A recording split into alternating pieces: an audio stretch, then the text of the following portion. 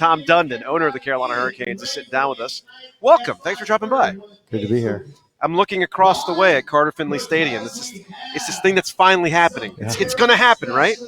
For sure. Well, okay. Well, I know. Stranger things have happened. I'm not going to jinx it. So I feel like Giglio and I can only do so much to tell people how this process works, but it's a constant PSA for us. Yeah, yes. And I feel like talking to you, hopefully this PSA can finally kind of get through to people. Ticket sales have been a hot topic for the outdoor game. And the Canes, you guys have essentially been begging the NHL for more tickets. So where do things stand right now with ticket sales going forward, and how many you've sold through the team and how many could be available down the line? I know, we've gotten thousands more tickets back from the NHL through this as it came to light that we weren't having enough and they were holding more. And we have, I think, the ability to add some seats if we need to. So I have them working on plans to show the NHL where we can put additional seats to the extent that we need them. And then at the end, I think there may be some tickets released because they hold them for sponsors and this. And honestly, I'm not smart enough to understand who they're holding tickets for right now. Okay. But they've told us they've given every last one they could to us. And I think it'll all work out. Do you think that the NHL, once again, underestimated this area's desire for a big event? Before you took over ownership, the draft was a big deal here. The All-Star game was a big deal here. This area likes a big event. This is no different from that. Do you think they were surprised again? Yeah, I think everybody was a little surprised, right? Like we had 4,500 season ticket holders. When I bought the team, there were 4,500 season ticket holders. So to think you could take down 60,000, like it's still not a sure thing. Even though I was told it was, and I believed it enough to try to fight for the game. It was nice to see. It's nice to see that you're right. Team also hadn't made the playoffs in a long time too. That's also tied into where things are right now with how you've taken over, what Rod's been able to build, what Don Waddell's been a part of as well, and you guys continue to be active every off season. So what was the takeaway of how things ended? I'm guessing a disappointment for a lot of people, fans, you included, team. So what was kind of the attitude when you took a step back and what you wanted to attack? Every year it's the same thing. You're going to lose. Unfortunately, part of this deal is you're going to lose some players, but you're going to gain some cap space when you lose those players. And if your core is really good and your culture is good and you have somebody like Rod around, I always feel pretty confident that someone's going to take our money. And so we just have to be very careful with how we allocate those dollars. And I think year on year we get a little bit better, just a little bit, because it's hard to get much better now. And you don't want to get worse. But sometimes you may feel like you're getting worse to get better, and I think that's hardest on Rod. And then the rest of us have to cope. Hurricanes owner Tom Dundon joining us here on the Heister Automotive Group hotline. That's Joe Ovies. I'm Joe Giglio. All right. Anytime someone we haven't met before sits down, I like to say to them, hey, can we give you a hard time? And you said? Say whatever you want. Okay, whatever. All right, so let's try two. First of all, are you going to put a parking deck out here? Are you going to get every NC State fan mad at you or what? What do you mean a parking deck? Oh, the development? Yeah. I sure hope so. Hope we're going to put a lot of them. Okay. I don't know. I think we can do better with the flow of traffic and the parking and everything. I think if we engineer it, and we're working with them very closely, I think people will be happy, not sad. Okay. All right. So the other thing, though, what are you personally responsible for the increase in the price of Storm Brew? We're trying to get to the bottom of this. Yeah, I'm responsible for everything at the end of the day. You mean, are you thanking me that you can buy a Storm Brew $3.50 cheaper than a Budweiser? Well, it was $5. It was $5. It was the perfect price. And I was kind of okay if you went to $6. I was kind of okay with $6. I think a lot of 750? 50%, Tom. I think a lot of people felt guilty getting that quality product for $5. I bought more of them. That was the point. That's one of my issues. What, that we were buying more of them? Well, I want people to buy them, but at some point you can understand. Hold up. Are you telling me that a professional franchise owner wants to make money on things? And I want people to be responsible when I make it. Okay. All right. You have to turn it around and make it into something responsible. I mean, that's a valid point. Giglio. That's a valid point. But okay, I guess you're right. I guess it is still cheaper than some other products in the building. How about I give you a hard time about this? You're an owner of a professional franchise. How nice is it to have the right coach? He's the best. I mean, No, he's the best. Makes you look pretty smart, doesn't he? We were very lucky because he was here, and I was going to fire everybody. So, and you probably should have. I mean, yeah, by all rights, for sure. Made the playoffs. Right. Well, the brand and the culture it was all not where it needed to be, and he was in the room. Yeah.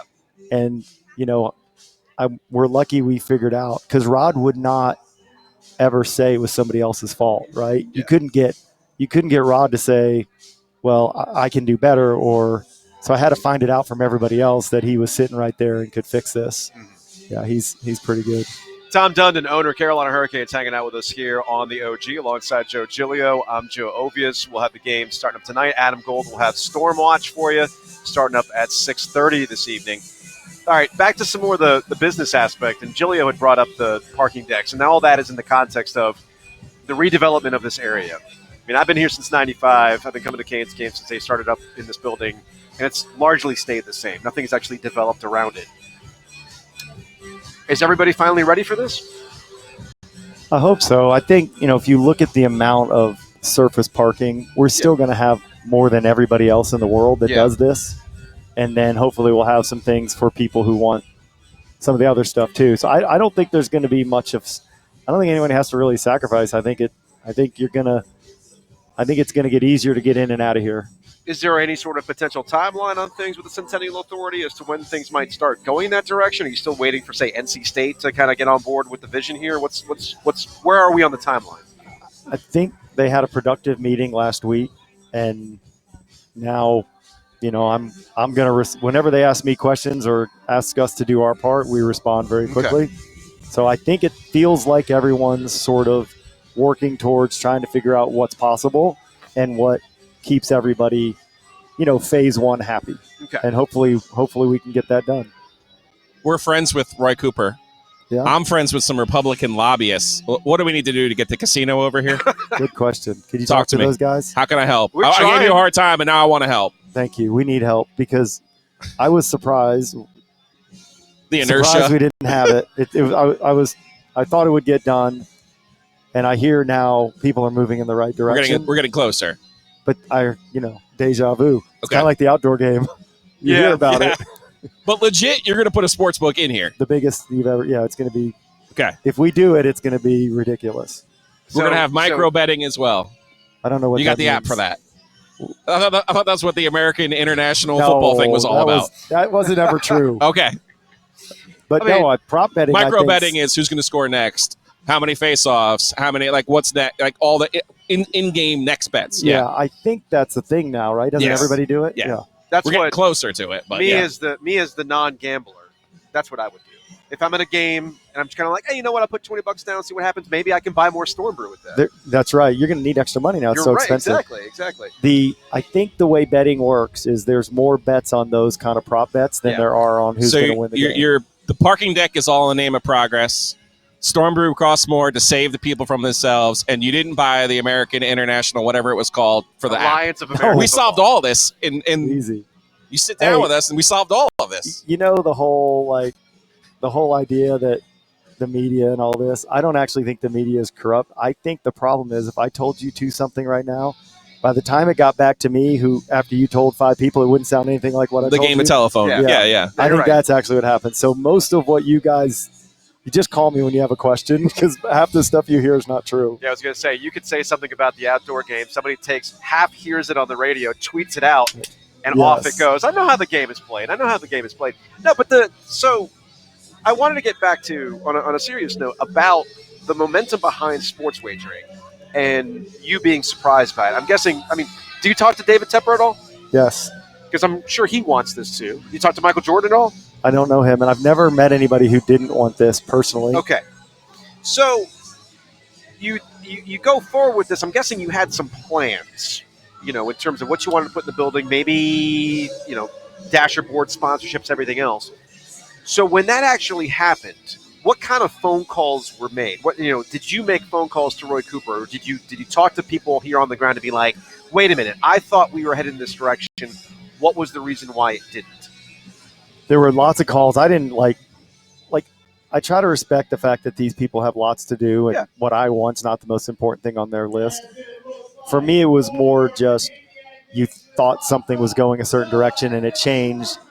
And then why did it change, and what can we do different? What do we need to do better? Who do we not communicate with? So what part of the process failed us so it doesn't happen again? But, I don't – the people who vote against it, if they're doing what they think's best for their people, then you can't be mad at them about it.